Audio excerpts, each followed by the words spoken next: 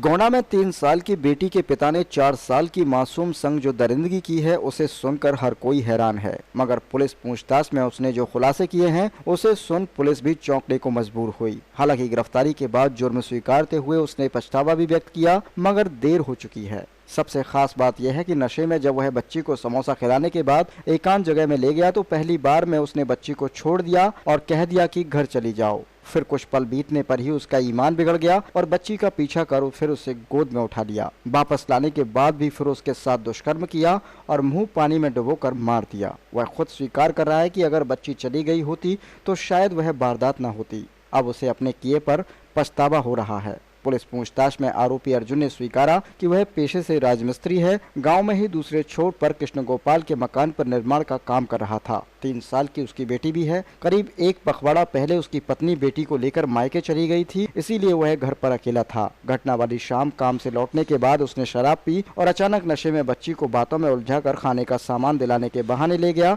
और वारदात को अंजाम दे दिया। फिर वह घर पहुंचकर सो गया। सुबह जागने पर उसे बहुत पछतावा हुआ। पहले वह उस स्थान पर गया जहां उसने बच्ची को डुबोया था, वहां शव नहीं था। कुछ कदम आगे पहुंच गया, फिर वह अपने काम पर पहुंच गया। दोपहर में पुलिस के गांव में आने के बाद वह अपने घर नहीं पहुंचा। जल्दी जल्दी काम खत्म करने के बाद 5 बजे उसने कृष्ण गोपाल से कहा कि उसकी मां का एक्सीडेंट हो गया है, उसे 500 रुपए दे दो, अलीगढ़ जाना है। कृष्ण गोपाल ने उसकी बात पर भरोसा कर रुपए दे दिए। फिर उसने यह भी कहा कि किसी से जल्दी से खैर तक छुड़वा दो। इस पर कृष्ण गोपाल ने अपने दोनों भाइयों संग उसे बाइक से खैर छुड़वा दिया। कृष्ण गोपाल के भाइयों ने उसे जब खैर में अलीगढ़ अड्डे पर उतारा तो उसने वहां अपना मोबाइल बैटरी न होने का हवाला देकर स्विच ऑफ कर लिया। किसी से बात करने के लिए उनका मोबाइल मांगा और बात करते करते मोबाइल लेकर भाग गया। उन दोनों भाइयों ने उसे काफी खोजा, मगर वह नहीं मिला। फिर वे गाँव लौट आए। इसके बाद रात होते होते पुलिस को यह पता लगा कि रविवार शाम आखिरी बार बच्ची को अर्जुन संग देखा गया था, तो पुलिस करीब रात 11 बजे उसके घर पहुंची, मगर पता चला कि वह सुबह से घर पर नहीं है। यह भी पता चला कि वह कृष्ण गोपाल का मकान बना रहा है।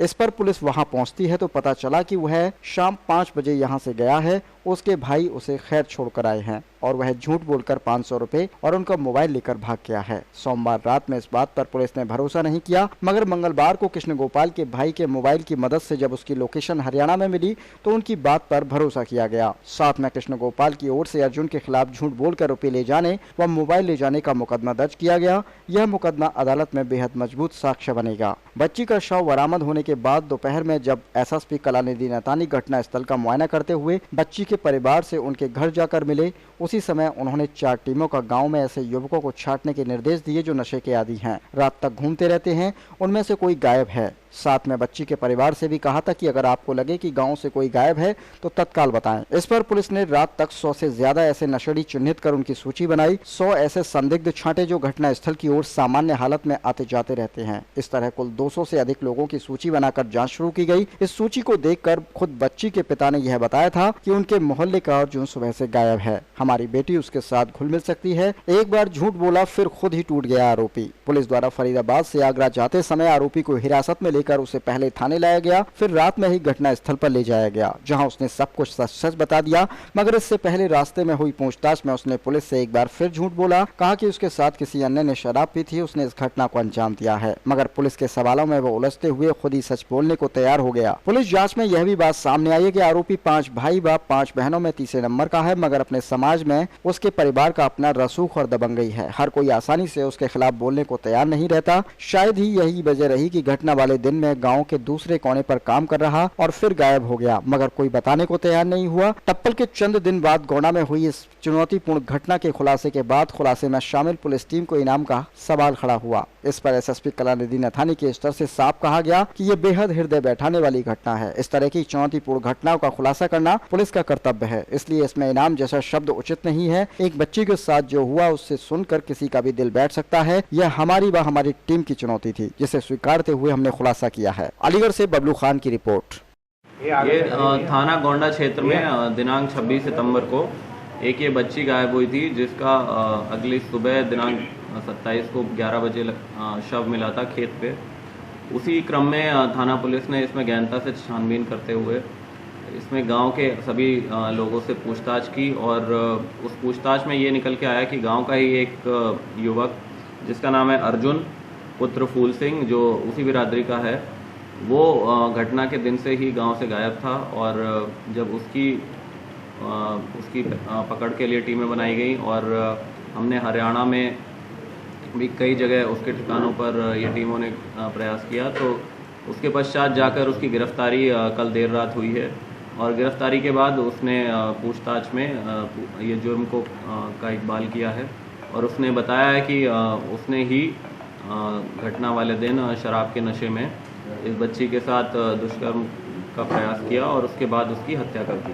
मुख्य कारण क्या रहा इसका? जैसा मैंने बताया कि ये एक लगभग 23-24 साल का आदमी है ये अर्जुन।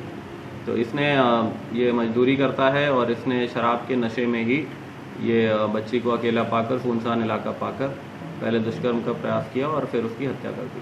इसमें और क्या सर ऐसा कुछ सामने आया कि उसी दिन इसको ऐसा हुआ या पहले से कभी नजर रही थी इसको?